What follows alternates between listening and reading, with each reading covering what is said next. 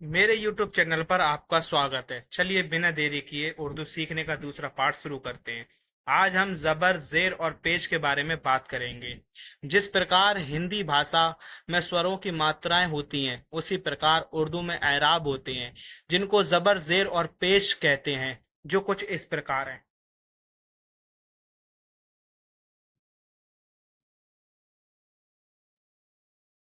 चलिए ज़बर की बात करते हैं। ज़बर इस प्रकार के निशान को कहते हैं जो उर्दू हर्फ अक्षर के ऊपर लगाया जाता है। जैसे कि आप स्क्रीन में देख रहे हैं, बे पर ये जो निशान लग रहा है इसको ज़बर बोलते हैं। जैसे पे पर जो निशान है इसको ज़बर बोलते हैं। इसी प्रकार ये जितने भी निशान हैं इनको ज़बर बोलते हैं, क्योंकि ये हर्फ के इस निशान को हर्फ के ऊपर लगाया जाता है और इस निशान को उर्दू में हर्फ के ऊपर लगाया जाता है। और याद रखें कि ज़बर को मुंह और आवाज खोलकर पढ़ते हैं। जैसे कि बे जबर बा, पे जबर पा, ते जबर ता, से जबर सा, जीम जबर जा, हे जबर हा। चलिए अब बात करते हैं जेर की। जेर भी जबर की तरह दिखने वाले निशान को कहते हैं। यानी जेर का जो निशान है वो भी जबर की तरह दिखता है, मगर ये उर्दू हर्फ अक्षर के नीचे लगाया जाता है। यानी जबर की तरह दिखता तो है, लेकिन उर्दू में हर्फ के नीचे लगाया जाता है। जैसे कि आप स्क्रीन पे देख रहे हैं, चे के नीचे जो निशान है इस है जबर जैसा निशान, लेकिन उर्दू में हर्फ के नीचे होने की वजह से ये जेर है। और याद रखें कि जेर की आवाज को नीचे गिराकर पढ़ा जाता है। जैसे कि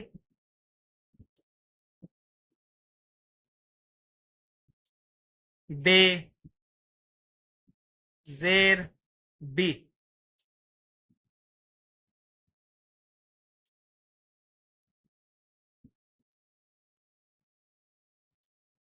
ते, जेर, ती, ते, जेर, ती, रे, जेर, री, जे, जेर, जी, सीन, जेर, सी। चलिए आगे बढ़ते हैं। अब बात करते हैं पेश की। पेश का निशान कुछ इस तरह से होता है और ये उर्दू हर्फ या अक्षर के ऊपर लगाया जाता है। यानी पेश का निशान जो है उर्दू में हर्फ के ऊपर लगाया जाता है। जैसा कि आप स्क्रीन में देख रहे हैं, सीन के ऊपर जो निशान है इसको पेश कहते हैं। शीन के ऊपर जो निशान है इसको भी, ये भी पेश है, ये भी पेश है। ये हर्फ के ऊपर है, जितने भी हर्फ लिखे हैं इनके इन सब के ऊपर है, ना कि नीचे। हमेशा पेश का निशान हर्फ के ऊपर होता है। और याद रखें कि पेश को होठों को गोल करके पढ़ते हैं। जैसे कि बे, पेश, बू।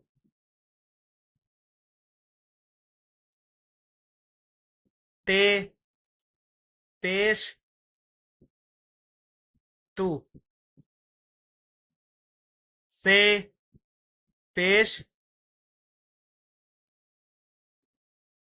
सु। इसी प्रकार रे, पेश, रू। सीन, पेश,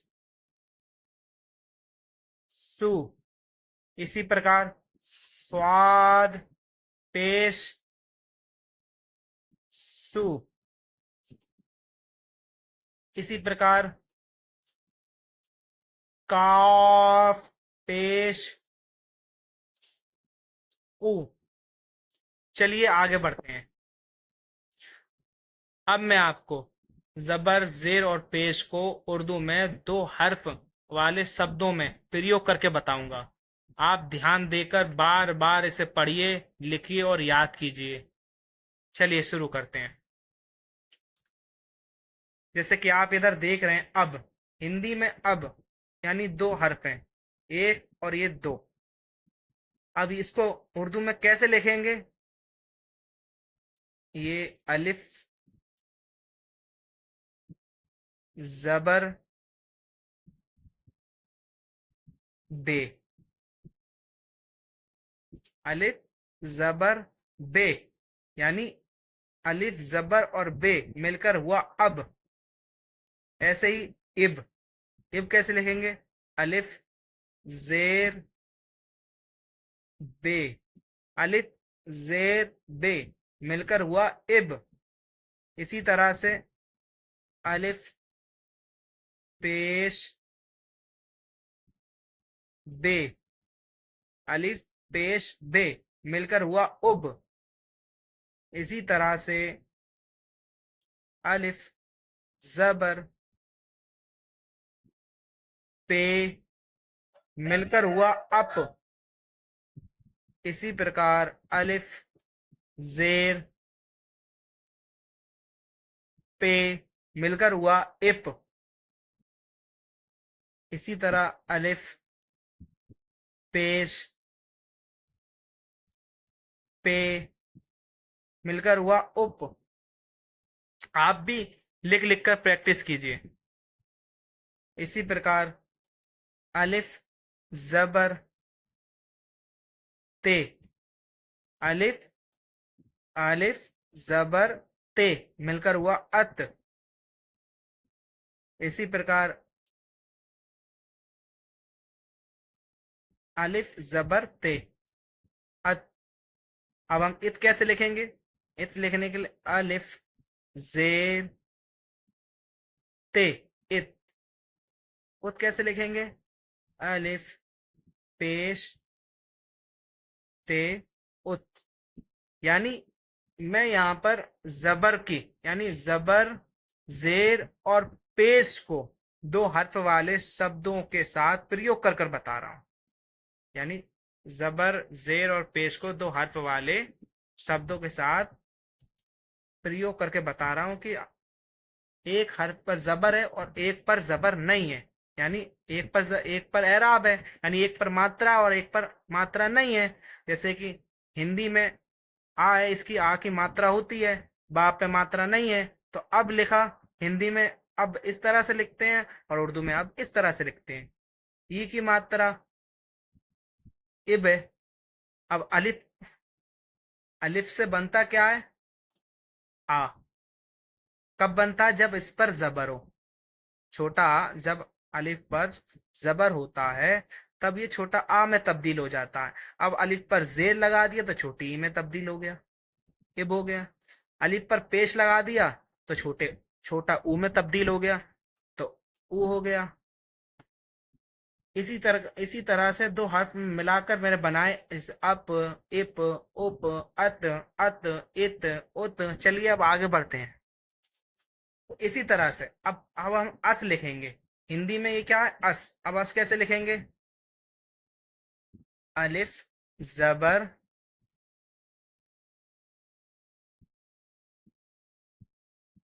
पे अस। किस लिखेंगे? अलिफ जबर इस। उस लिखेंगे अलिफ जबर और ये से अस। और यानी उस लिखेंगे, उस लिखने के लिए पेश लगाएंगे और यहाँ पर ये मिस्टेक हो गई है, इसको मिटा देंगे। यहाँ जेर लगेगा। इसी तरीका से अज लिखा हुआ है। अलिफ जबर जीम अज, अलिफ जेर जीम इज, अलिफ पेश जीम उज। इसी तरीका से अलिफ जबर चे अच, अलिफ जेर चे इच, अलिफ पेश चे उच।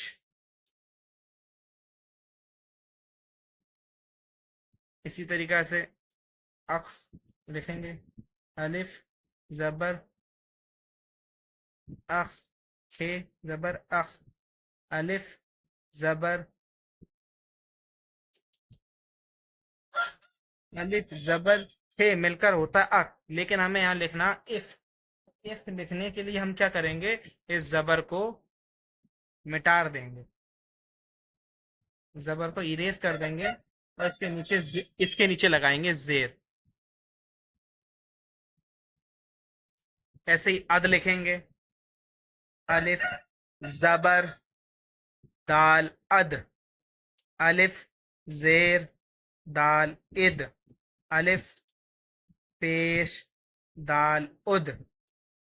अब ऐसे ही आगे लिखेंगे, अलिफ जबर दाल अड, अलिफ जेर दाल इड, अलिफ पेश दाल उड। इसी तरीका से आगे लिखेंगे, अलिफ जबर जाल अल, अलिफ जेर जाल इज, अलिफ पेश जाल उज।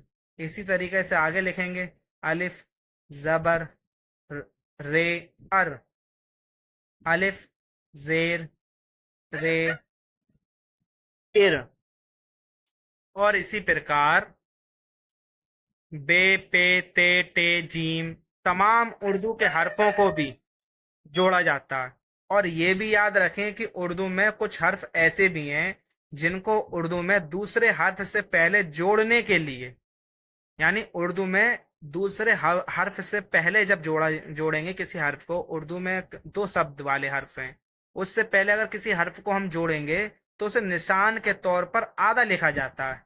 जैसे कि, जैसे बब, ये लिखा हुआ है बब।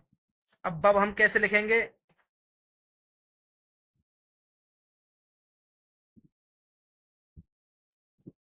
बे प्लस बे, यानी बे जबर प्लस बे, तो इजिकल टू, अब ये पहला हर्फ है, यानी पहले हर्फ को हमने क्या पढ़ा अभी ऊपर, कि दूसरे हर्फ से पहले जोड़ने के लिए, यानी दूसरा हर्फ कौन सा, पहला हर्फ ये, दूसरा हर्फ ये, इसमें जोड़ने से पहले पहले हर्फ को आधा लिखेंगे, यानी निशान के तौर पर आधा लिखते हैं। कैसे लिखेंगे, इस तरीके से। अभी हमने आधा बना दिया, फिर हम दूसरे बा को पूरा बनाएंगे, ये बन गया। अब निशान के तौर पे इसकी, ये नुक्ता, ये बिंदी है, बिंदी लिखेंगे नीचे, इसके भी नीचे बिंदी देंगे, इसको कहते हैं बब ना।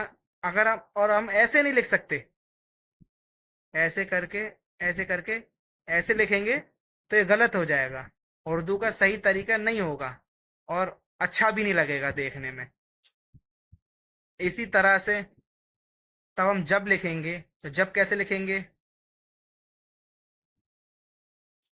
जीम जबर प्लस बे इजिकल टू, यानी बराबर में जब कैसे लिखेंगे, जीम के निशान को आधा बनाएंगे, इस यहां तक बस, बनाने के बाद फिर यहां से बे शुरू कर देंगे, इसका नुक्ता लगाएंगे। अब ये जीम नहीं है, जब तक हम इस बिंदी को नहीं लगाएंगे इसके नीचे तब तक इसको जीम नहीं बोलेंगे। अब ये जीम लग गया, ठीक है, ये हो गया जब। ऐसे ही गुल, आप देख रहे हैं गुल, गुल कैसे लिखेंगे, ये बनाएंगे गाफ प्लस लाम। अब ये इस पर पेश है, गाफ पे पेश गु, और ये लाम गुल। तो अब इसको कैसे बनाएंगे, लाम,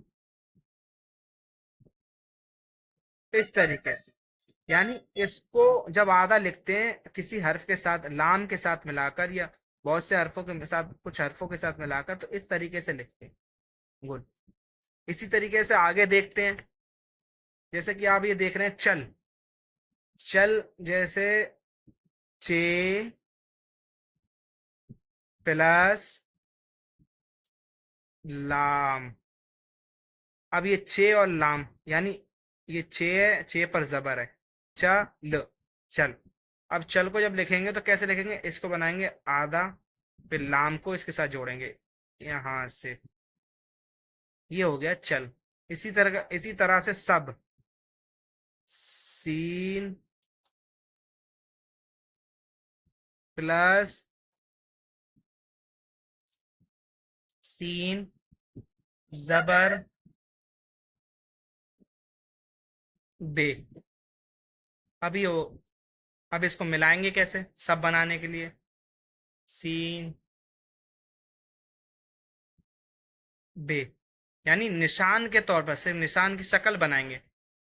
शक्ल बना दी, शक्ल बनाने के बाद और आखिरी में जो लफ्ज होता है उसको हमेशा पूरा लिखते हैं। अब सीन, सीन पे जबर बे, सब हो गया। अब जैसे बल, बल कैसे लिखेंगे, बा जबर और ये लाम, बल। अब इसको मिलाना है। हम हमने क्या पढ़ा था कि उर्दू में दूसरे हर्फ में जब हम पहला हर्फ मिलाते हैं तो उसको आधा निशान के तौर पर आता है, ऐसे। तो ये निशान के तौर पर ही आधा बना रहे हैं इसको। निशान के तौर पर आधा बनाया, ये नुक्ता लगाया। अब ये लाम का, ये पूरा, ये लाम, बल। ऐसे ही बस, बस लिखेंगे,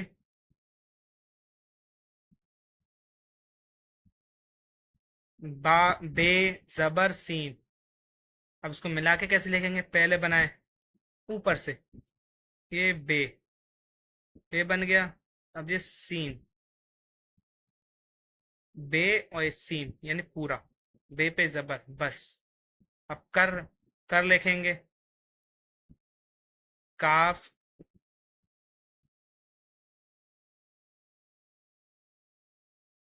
और ये रा, इसको जोड़ेंगे, काफ पर जबर है, ये जबर है, जबर है। मिटार, अच्छे से मिटार को अच्छे से बना देता हूँ इसको,